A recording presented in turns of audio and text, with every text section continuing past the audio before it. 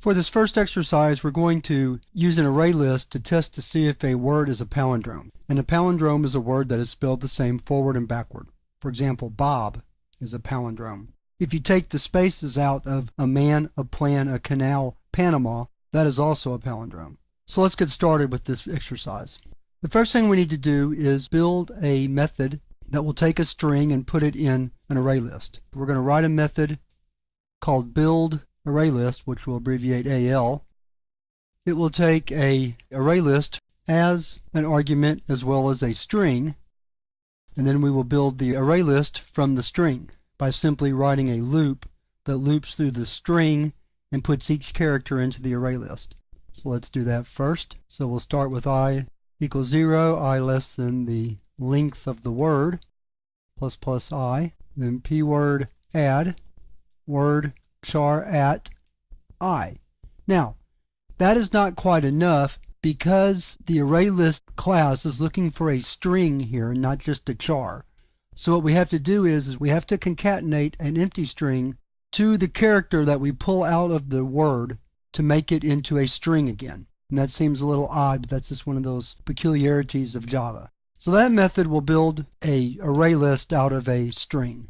So that's our little helper method, build AL. Now we're ready to write the method that will test to see if it's a palindrome. And the way we're going to do that is we're going to take the palindrome and reverse it, and then compare the original palindrome that's in an array list with the reversed palindrome that's also in an array list, and see if they're the same. There's lots of ways to test if a palindrome.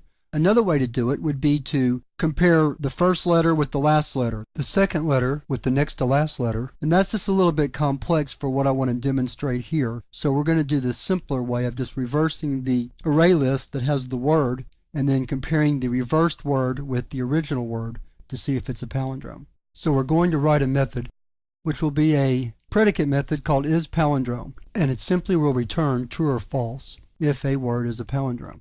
It's going to take an array list as its argument. The first thing we need to do is build a second array list, which will store the reversed word, so we're going to call it R word, and it's a empty array list to start with, of course, and we're getting ready to put the word into it. The way we do that is using a method called addAll. AddAll takes a array list as a argument, or actually any collection, and adds the contents of that array list into the original or the calling array list. So if we write R word add all word, all the elements of word are going to be put into our word. So that will give us our array list of letters that we're now going to reverse, and we do that by calling a method from the collection class named reverse that takes a array list or any collection and reverses its contents, so that what's first is last and what's last is first. So now we have word and R word, and we can compare them. The way we compare them is we loop through the contents, starting at 0, less than the size of either R word or word. We'll just work with word. And then we compare. The way we want to do this is we want to compare each letter to see if they're the same. If they're not the same at any point in the loop, then we want to return false, because clearly it's not a palindrome if any character position doesn't match. So the way we write that is we write if not R word get I dot equals word dot get I. And that looks a little funny, but we have to use the equals method because we're working with string objects. So here we're going to return false if any letter doesn't equal the corresponding letter in the other array list. And then when we're done with the whole loop, then if we haven't returned false, then we'll return true, stating that the word is a palindrome. And that's all there is to it. So to review what we did here is we created a new array list, called it R word. Then we took the contents of word, the argument to the method, stored them in R word. Then we reversed the contents to make word be reversed, calling R word as the argument there. Then we looped through each array list, testing to see if any two corresponding characters did not match. If so, we return false because it can't be a palindrome. Otherwise, if we get through the whole loop and haven't returned false, then we return true, and leave the method because we went through the whole loop and all the words matched, so the word must be a palindrome. Let's test our method up here. Let's create a scanner object. Let's prompt the user to enter a word, and then we'll say palindrome equals input.nextLine. Then we'll say if is palindrome system out print line palindrome is a palindrome. That sounds kind of funny. Else system out print line palindrome is not a palindrome. Semicolon, and we're finished. Alright, so let's see if it works. Knowing good and well we might have an error here someplace. Clear the screen. Java C, chap 11, part 9.java.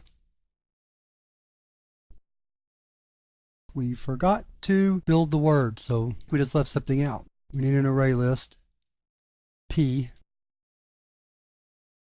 Then we're going to build AL with P and palindrome.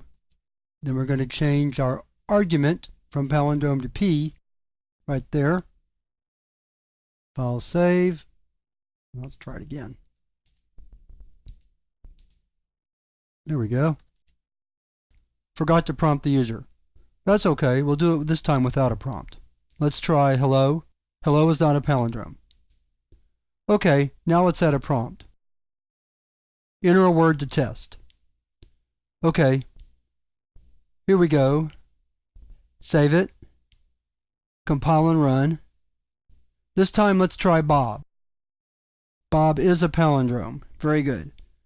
Let's try another one. A man, a plan, a canal, Panama. You can look at that real quick to see that it is a palindrome. A man, a plan, a canal, Panama is a palindrome, so our method works.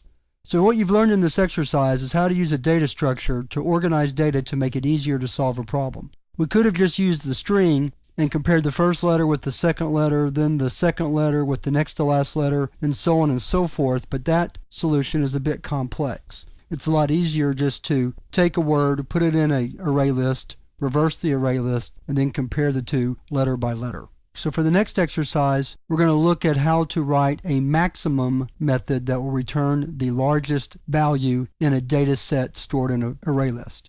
That's similar to the minimum method we wrote earlier in the course, but this time we'll do it for the maximum, and that'll be in the next lesson.